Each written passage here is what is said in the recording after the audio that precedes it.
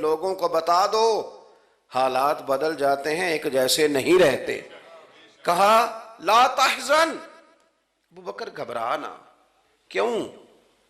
ہماری فوجیں آ کے انہیں پکڑ لیں گی، یا اندر ہمارے پاس کوئی ایسا اسلحہ موجود ہے کہ ہم ان پر چھوڑ دیں گے تو یہ مر جائیں گے۔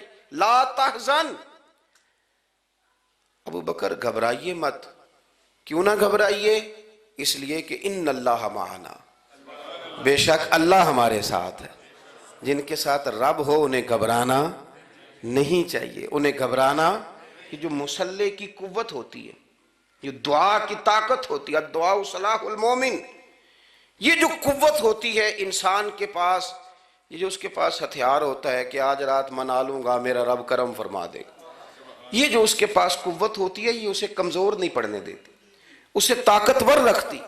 تو حضور نے افکار کے اندر یہ حسن پیدا کیا، لوگوں کو بتلایا کہ بجائے اس کے کہ تم کوئی چور رستہ تلاش کرو، کوئی سیاست کرنے کی کوشش کرو، تم کوئی ایسی راہ اختیار کرو جو تمہیں محسوس ہو کہ درست نہیں ہے، اس رستے نہ چلو، بلکہ تم اپنے رب کو منانے والے رستے پہ چلو۔ اور ترمذی شریف میں حدیث ہے، حضرت انس بن مالک رضی اللہ تعالیٰ عنہ فرمانے لگے کہ کریم محبوب علیہ السلام فرماتے ہیں کہ اپنے دکھڑے دنیا داروں کو نہ بتانا، سیٹھوں، نوابوں، چودھریوں، چاپلوسی کرنے کی ضرورت کوئی نہیں، اپنے دکھڑے دنیا داروں کو نہ بتانا ورنہ اللہ تمہیں کبھی غنی نہیں فرمائے گا۔ فرمایا اپنے دکھ اپنے رب کریم کی بارگاہ میں عرض کرنا، جلدی یا دیر سے اللہ تمہیں لوگوں سے بے نیاز کر دے گا۔ تربیت فرمائی۔ ہم لوگوں نے تیزی سے اپنے آپ کو کمزور کیا ہے، توجہ کا مرکز دنیا دار۔ وہ اکبر الہآبادی نے کہا تھا کہ مصیبت میں بھی اب یاد خدا ہم کو نہیں آتی، دعا منہ سے نہ نکلی جیبوں سے عرضیاں نکلی۔ اب بھی نہ لوگ درخواستیں جمع کراتے ہیں، دعائیں نہیں کرتے۔ تو بھائی ایک تو یہ کہ توحید باری تعالیٰ کے بارے میں اصل نظریات، افکار کا حسن، پاکیزگی، اور آپ کا اپنے رب کی جانب پورا توجہ کرنا۔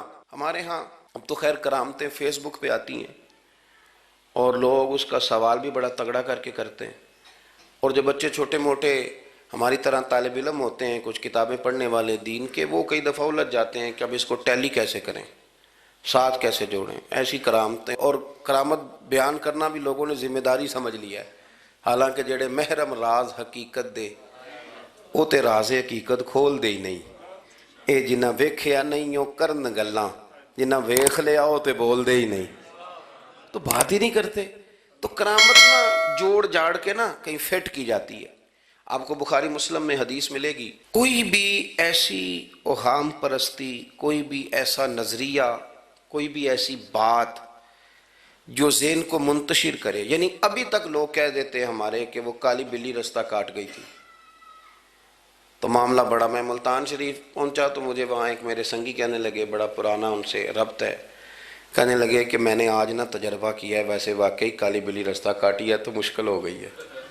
میں نے انہیں کہا کہ آپ کا تجربہ سجدہ صاحب کا محتاج ہے، آپ کو دوبارہ سے تجربہ کرنا چاہیے۔ خدا کے بندے کالی بلی رستہ کاٹ جائے تو مشکل ہوتی ہے، تو میرا تو سارے رستے، کئی کالی گاڑیاں رستہ کاٹ گئی ہیں، اب کیا کیا جائے؟ یہ کمزوری ہے، افکار میں کمزوری نہیں پیدا کریں، کچا پن نہ پیدا کریں، آپ مضبوطی لائیں۔ بخاری مسلم میں آپ کو حدیث ملے گی، سرور کائنات علیہ السلام کے صاحبزادے جناب ابراہیم علیہ السلام وصال فرما گئے، اور کیفیت یہ تھی کہ انہوں نے حضور کی مقدس گود میں آخری سانس لیا، داڑھی مبارک محبوب کی آنسوؤں سے بھر گئی۔ حضرت انس کہتے ہیں عرض کی یا رسول اللہ آپ بھی آنسو بہاتے ہیں؟ فرمایا میرا بیٹا گیا ہے تو آنسو نکل آئے ہیں، ورنہ میری زبان پہ وہی جاری ہے جس سے میرا رب راضی ہوتا ہے۔ اسی دن نا، جس دن سرکار کے صاحبزادے کا وصال ہوا، اسی دن سورج کو گرہن ہو گیا۔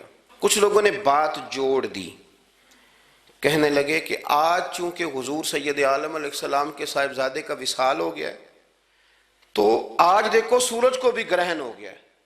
بات جوڑ دی، غم کی کیفیت تھی، سرکار کی مقدس داڑھی آنسوؤں سے بھری ہوئی تھی، حالات کا تقاضا اور اس کی سمت کچھ اور تھی۔ حضور نے جمعے کا انتظار نہیں فرمایا، فرمایا بلاؤ لوگوں کو مسجد میں۔ لوگ جمع ہو گئے اور صحابہ فرماتے ہیں ہمارے خیال میں یہ تھا کہ یہ موقع نہیں تھا، آج نہ جہاد کے لیے حکم آنا ہے، کس مقصد کے لیے حضور نے طلب فرمایا، لیکن جب ہم گئے اتنا ضروری کام ہے نظریات کا صاف ہونا کہ اللہ کے محبوب نے لوگوں کو اسی دن بلا کے فرمایا لوگوں سنو، سورج اور چاند کو جب گرہن لگے تو استغفار پڑھا کرو، تسبیحات کیا کرو، نوافل ادا کیا کرو، اللہ کے حضور حاضر ہوا کرو۔ فرمایا یہ سورج اور چاند کو جب گرہن لگے تو یہ اللہ کی نشانیوں میں سے نشانی ہوتا ہے، کسی بندے کے دنیا سے جانے کا اس کے ساتھ کوئی تعلق نہیں۔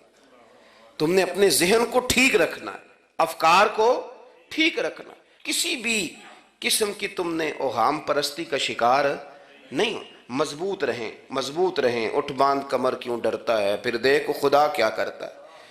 آپ مضبوط رہیں، جب مضبوط رہیں گے تو انشاءاللہ توانائی اللہ کی طرف سے عطا کر دی جائے۔ دوسری بات، نبی پاک صلی اللہ تعالیٰ علیہ وسلم نے تمام انبیاء کرام علیہم السلام کے بارے میں لوگوں کے ذہنوں کی اصلاح کی۔ آپ کبھی قرآن حکیم کا مطالعہ فرمائیں، احادیث مبارکہ کو پڑھیں تو میرے محبوب کریم کی شان یہ ہے کہ حضور انبیاء کی شانیں بیان کرتے ہیں۔ حضرت موسیٰ کلیم اللہ ہیں، کس نے ہمیں بتایا؟ قرآن و حدیث نے بتایا۔ شانیں بیان کی نبیوں کی، عظمتیں بیان کی۔ حضرت ابراہیم خلیل اللہ ہیں، یہ ہمیں قرآن نے بتایا، حضور نے بتایا، لیکن ساتھ ہمیں یہ بھی بتایا کہ ہیں یہ اللہ کے بندے، ہیں یہ اللہ کے رسول۔ نبی پاک صلی اللہ تعالیٰ علیہ وسلم نے افکار اور نظریات انبیاء کے بارے میں لوگوں کے درست فرمائے۔ مجموع الزوائد میں حضرت مولا علی شیر خدا رضی اللہ تعالیٰ عنہ کی حدیث مروی ہے، ایک بدو آ گیا حضور کی بارگاہ میں کچھ مانگنے کے لیے۔ مولا کائنات رضی اللہ تعالیٰ عنہ فرماتے ہیں سرکار جب کسی بات کا جواب نہ دینا چاہتے تھے تو خاموش ہو جاتے تھے، کچھ دیر خاموش رہتے تھے، اور حضور کا خاموش رہنا بھی ہمارے محدثین نے محفوظ کیا ہے۔ اقسام حدیث میں سے ایک حدیث ہے جسے حدیث تقریری کہا جاتا ہے، وہ حدیث ہے جس میں حضور خاموش رہے، کوئی کام کیا گیا تو سرکار خاموش رہے۔ حضرت مولا علی کہتے ہیں حضور خاموش ہو گئے، لیکن چونکہ دیہاتی تھا، سادہ تھا، اس نے جب بار بار گفتگو چھیڑنا چاہی تو پھر حضور نے فرمایا چل پھر مانگ لے کیا مانگتا ہے، مانگ لے پھر کیا مانگتا ہے، کر سوال۔ دیہاتی تھا، سادہ آدمی تھا۔ مولا کائنات فرماتے ہیں ہمیں یوں لگا کہ اب یہ آخرت اپنی سوار جائے گا، جنت کا سوال کرے گا، لیکن بڑا ہی سادہ تھا۔ مانگنے پہ بھی آیا تو کیا مانگا؟ کہنے لگا یا رسول اللہ صلی اللہ علیہ وسلم میں نے سفر کرنا ہے، مجھے ایک اونٹنی عطا کر دیتے۔ حضرت سلطان باہو سے کسی نے کہا کہ بڑے لوگ مرید ہوتے ہیں، تو فرمانے لگے رابطہ طالب کوئی نہیں ملیا، جو ملیا طالب زرد آؤ۔ تو بہت سارے لوگ ایسے آتے ہیں جو کامل شیخ کے پاس بھی آ کے کہتے ہیں دکان کوئی نہیں چلتی، یہ تو کسی سیٹ سے مشورہ کر لیتے، کاروبار چلانے کا آپ کو ڈھنگ بتا دیتا۔ یہ یہاں آ کے بھی آپ نے یہی سوال کیا، یہاں پہنچ کے بھی یہی سوال۔ تو نبی پاک صلی اللہ تعالیٰ علیہ وسلم سے کہنے لگا ایک اونٹ دے دیں آنے جانے کے لیے۔ حضرت علی کہتے ہیں ہمیں بڑا افسوس ہوا، یار تو آیا کہاں پہ ہے اور تو مانگ کیا رہا ہے؟ تو بارگاہ دیکھ اور اپنا سوال دیکھ، تو کہاں کھڑا ہے، کیا مانگ رہا ہے؟ حضور مسکرائے اور مسکرا کر کے فرمایا کہ اونٹ تجھے دیا، چل کچھ اور بھی مانگ لے۔ حضرت علی کہتے ہیں ہم نے کہا اب جنت مانگے گا یہ حضور سے؟ تو بڑا ہی بھولا تھا، کہنے لگا جی اگر آپ کچھ اور بھی دینا چاہتے ہیں تو اونٹ پہ ڈالنے کے لیے کجاوا بھی دے دیں۔